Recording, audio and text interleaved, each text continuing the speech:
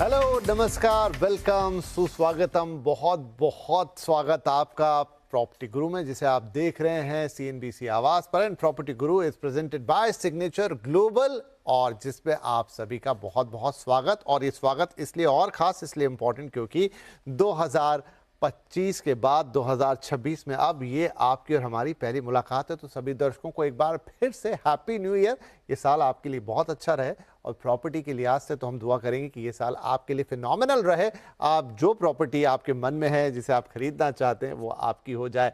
चलिए, तो इसी के साथ शुरू करते हैं आज का ये एपिसोड, जहां डेफिनेटली आपके सवाल जवाब होंगे और भी बातचीत हम करेंगे। लेकिन आज हमारे साथ एक खास मेहमान जुड़ रहे हैं, CRE मैट्रिक्स के CEO और को फाउंडर अभिषेक किरण गुप्ता, जो आज के हमारे प्रॉपर्टी गुरु हैं। और खास बात यह है कि अभिषेक हमारे साथ इस पर्टिकुलर शो पे, प्रॉपर्टी गुरु पर पहली बार आ रहे हैं। तो अभिषेक, आपका बहुत बहुत स्वागत, और आपके डेब्यू के लिए ऑन द प्रॉपर्टी गुरु आपको बहुत बहुत बधाई। तो बहुत बहुत न्यू ईयर की शुभकामनाएं टू एवरीबडी। एंड मैं बहुत एक्साइटेड हूं क्योंकि पहला शो है नए साल का, और मेरे लिए भी पहला है। सो विपिन, थैंक यू। राइट। वैसे अभिषेक को आप हमारे साथ कहा कई और शोज, जैसे रियल एसेट शो, या उसके अलावा भी हम रियल एस्टेट पे जो बातचीत करते हैं उन पर आप देख चुके हैं। लेकिन प्रॉपर्टी गुरु में हाँ, जरूर उनका पहला मौका। तो चले शुरुआत करते हैं। अभिषेक, तो यहाँ पर हमारा पैटर्न ये रहता है कि हम दर्शकों के सवाल लें, उससे पहले थोड़ा सा आइडिया लेते हैं रियल एस्टेट मार्केट का। Within a week, within a month क्या बड़े चेंज आए, या अभी हम 25 से 26 में जा रहे हैं। तो जस्ट 1 या 2 मिनट का एक सिनॉप्सिस की अभी प्रॉपर्टी मार्केट, जब हम नए साल में आ चुके हैं, इस साल के लिए क्या उम्मीदें हैं आपकी? तो शुरू करते हैं हाउसिंग से, क्योंकि हाउसिंग इम्पैक्ट्स एवरीबडी। वो सबके दिल के पास रहता है, and it's a very emotional decision as well. Right. तो हाउसिंग तो ऐसा है कि कोविड के बाद तो ऐसा लग रहा था कि रुकेगा ही नहीं, बढ़ता जाएगा बढ़ता जाएगा बढ़ता जाएगा हर मामले में। चाहे वो नंबर ऑफ हाउसेस बिक रहे हो, या प्राइस बढ़ रहा हो, या डेवलपर्स लॉन्च कर रहे हो, ऐसा लग रहा था कि वो विराट कोहली के जैसे रिकॉर्ड पे रिकॉर्ड तोड़ता रहेगा। And her property, her industry में साइकिल होती है, कभी ऊपर कभी नीचे, एंड वो हेल्दी है, होना भी चाहिए। नहीं होगा तो there is a problem. Right. And that's exactly what we saw in the end of 2025 and in the beginning of just 5 ही दिन हुए हैं, बट 2026 में भी हम उम्मीद करते हैं कि there would be a property cycle towards the downwards. We expect that to be not more than मतलब 10% 15, डिपेंडिंग ऑन द सिटी, जहां पे बहुत लॉन्चेस हो गए हैं, थोड़ा डिमांड स्लो हो गया है। पर मैं सबको ये बहुत स्पर्श शब्दों में कहना चाहता हूं कि ये प्रॉपर्टी साइकिल इज नॉट कि डिमांड कम हो गई है। ये इसलिए हो रहा है क्योंकि ये सप्लाई काफी तेजी से बढ़ गई है। Okay. And therefore this cat and mouse game will be very interesting to watch in 2026। तो ये तो रहा हाउसिंग, मतलब साइकिल है। अगर आपको प्रोजेक्ट्स कोई अच्छे दाम में मिल रहे हैं, अच्छे लॉन्च पे मिल रहे हैं, तो आप प्लीज खरीदिए। डोंट वरी कि लॉन्च पे खरीदू कि नहीं खरीदू, बिल्डर बनाएगा ही नहीं बनाएगा। रेरा के वजह से और अप्रूवल्स अच्छे से आ रहे हैं आजकल, तो द प्रोबेबिलिटी कि प्रोजेक्ट्स डिले होंगे, जो पहले 10 साल पहले बहुत प्रोजेक्ट डिले होते थे, वो काफी हद तक कम हो गया है because of RERA, and things are getting better, transparent in India. तो खड्डा वाला प्रोजेक्ट भी खरीद सकते हैं अच्छे डेवलपर का। ओके।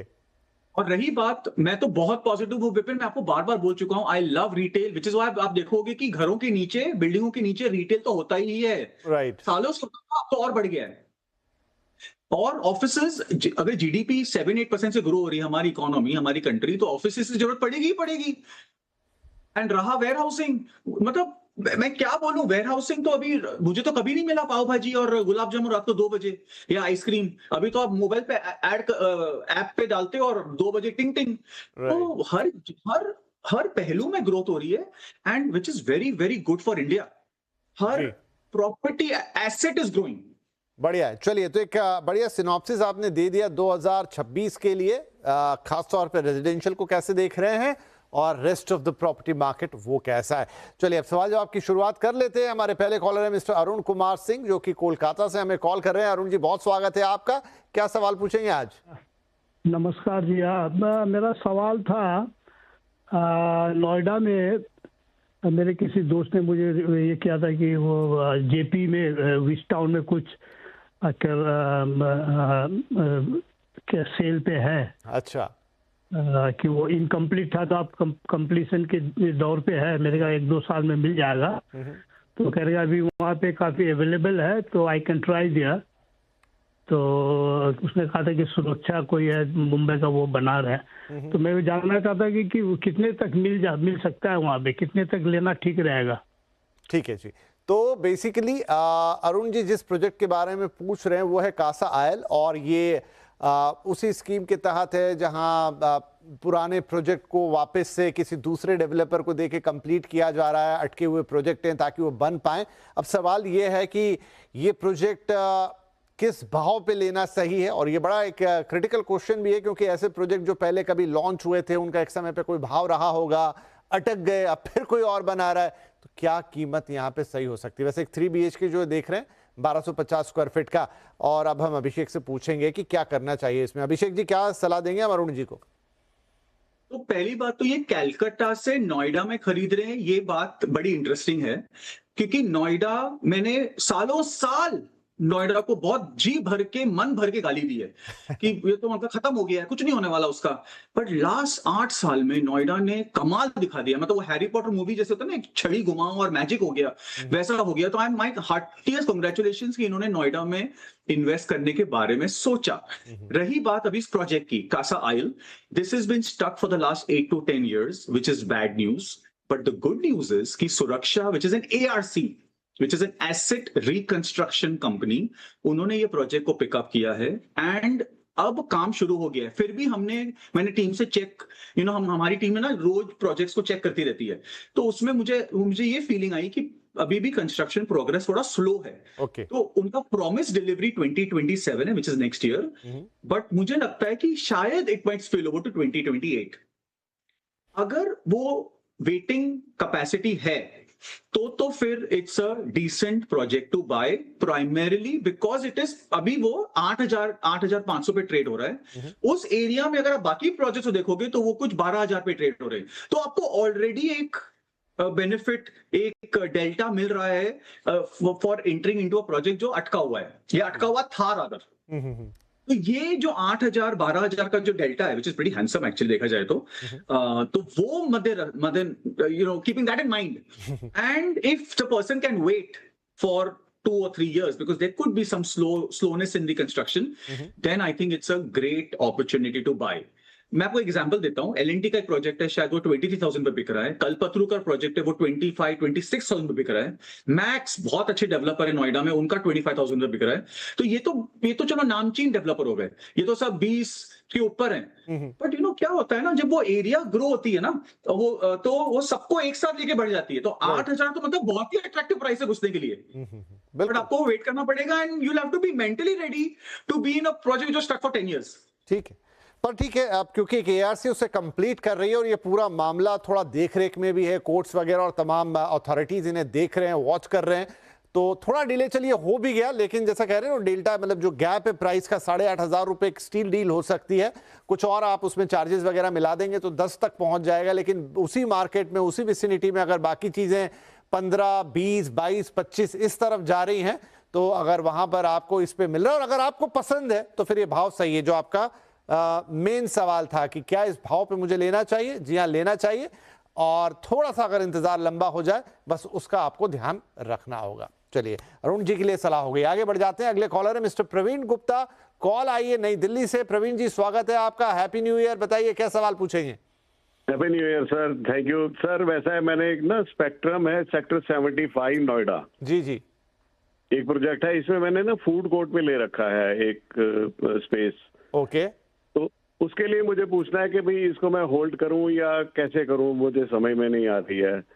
ओके, तो ये आपने कब लिया था, किस प्राइस पे लिया था, कितनी बड़ी ये स्पेस है?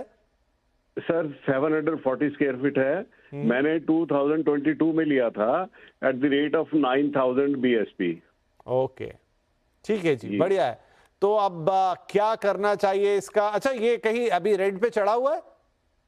नहीं सर, अभी ये एक्चुअली प्रोजेक्ट अंडर कंस्ट्रक्शन है, नियर टू कंप्लीशन है। नियर टू कंप्लीशन है। अब आप चाहते हो कि क्या करूं मैं इसमें, ठीक है जी, बिल्कुल बिल्कुल। तो अभिषेक, आपके मन की मुराद पूरी हुई। आपने कहा कि रिटेल पे आप बहुत बुलिश हैं, और देखिए लगभग वैसे ही सवाल आ गया कि इन्होंने रिटेल स्पेस खरीदा है फूड मॉल के अंदर है, मतलब फूड कोर्ट के अंदर इनकी ये शॉप हो सकती है और बस इनको मिलने ही वाली है। 9,000 के कुछ भाव को बता रहे थे। क्या करना चाहिए? अब ये कह रहे हैं कि अब ये मैंने खरीद तो लिया, अब मिल भी जाएगा, क्या रखूं, बेचूं, निकालूं, क्या करूं? तो मुझे पहले तो दो चीज से शुरू करना है। पहली बात तो कितनी हम्बल तरीके से हम हिंदुस्तानी और जो स्पेशली कॉलर हैं वो बोलते हैं कि मैंने खरीद तो लिया पर अब मैं मैं कुछ समझना चाहता हूँ, I don't know, I am confused. मतलब खरीदते समय कंफ्यूज नहीं थे वो, he so smartly bought it. So please, Indians are very smart, आपने बहुत अच्छा इन्वेस्टमेंट किया है। सेकेंड चीज मैं ये बोलना चाहता हूँ कि we all love food, we love movies, we love cricket, we love food. I think दुनिया भर में लोग शायद 3 बार खाना खाते होंगे, हिंदुस्तानी 4 बार खाना खाता है। तो फूड कोर्ट तो बहुत ही अच्छी जगह है खरीदने के लिए, एंड नोएडा तो सोने पे सुहागा। अगर आप ये जो जिस एरिया की बात कर रहे हो वहां पे अगर आप हाउसिंग के सेल्स देखोगे तो अराउंड 7 से 8,000 नए घर डिलीवर होने वाले नेक्स्ट 3 साल में। अगर 8,000 घर, चलो 8,000 में से 6-7 हजार बिके तो भी एक घर में 3 या 4 जन रहते हैं, typical Hindustan family, which means 7,000 into 4, around 28 to 30,000 people will be living there. वो ये आजू बाजू वाले मॉल में आएंगे अपना कपड़ा खरीदने, मूवी देखने, जो भी करने, तो फूड कोर्ट तो आपका एकदम रॉकिंग रहने वाला है। जस्ट मेक श्योर कि आप एक अच्छे से टेनेंट को दे दो, वो ज्यादातर वो मॉल वाले आपको हेल्प कर देंगे। तो इन्वेस्टमेंट तो एकदम तगड़ा है, कॉन्ग्रेचुलेशंस। अब क्वेश्चन ये है कि बन गया, चलो भाड़े पे चले गया, फिर मैं क्या करूं? माय सिंसियर रिकमेंडेशन इज कि आप इसको 2 या 3 साल रखिए, provided it goes on rent. I am 100% sure rent पे चले जाएगा जी, जिस दिन वो मॉल ऑपरेशनल हो गया। बट इसी एरिया में 2 या 3 नए मॉल आ रहे हैं, उन पे आप एकदम क्या बोलते हैं ना, हॉक आए रखिए। एंड अगर वहां पे अगर आपको अपॉर्चुनिटी मिलती है थोड़ा बड़ा जगह लेने के लिए, क्योंकि आपने ये जगह तो आपकी अप्रिशिएट हो चुकी होगी, तो please do that. I am super super super bullish on retail and specially when it comes to clothing, food. So my recommendation would be hold on. मैं समराइज कर देता हूं, hold on but keep a hawk eye on that area. Opportunity मिलती है, आपके दरवाजे पे knock करती है, तो इमीडिएटली उसको एक्सरसाइज करिएगा। राइट। तो ये बात तो सही है कि देखिए एक मॉल के अंदर किसी और जगह लोग दिखे ना दिखे, कुछ दुकानों में दिखेंगे, कुछ में नहीं दिखेंगे, लेकिन फूड कोर्ट वो एरिया होता है जहां पर हमेशा आपको ढूंढना पड़ता है कहां बैठूं, कौन सी जगह खाली है। मतलब वो सबसे ज्यादा हिस्सा है जो चलता है मॉल के अंदर। तो बधाई हो इस इन्वेस्टमेंट के लिए, और बाकी आपको अभिषेक जी ने समझा दिया आपको क्या करना है, अभी वाला इन्वेस्टमेंट कैसा, और आगे उसी इलाके में कुछ और चीजें भी आ रही हैं। तो अगर आपके मन में बेचने वाला ही और री इन्वेस्टमेंट वाला ही विचार है तो फिर ज्यादा बड़ी जगह और इसी तरह की जगह ये सब कुछ हो सकता है। तो फिलहाल के लिए जवाब, आगे और कंफ्यूजन है या और कुछ मन में है दोबारा पूछ लीजिएगा। छोड़ो ब्रेक ले लेते हैं, इसी के साथ ब्रेक के बाद कुछ और सवाल।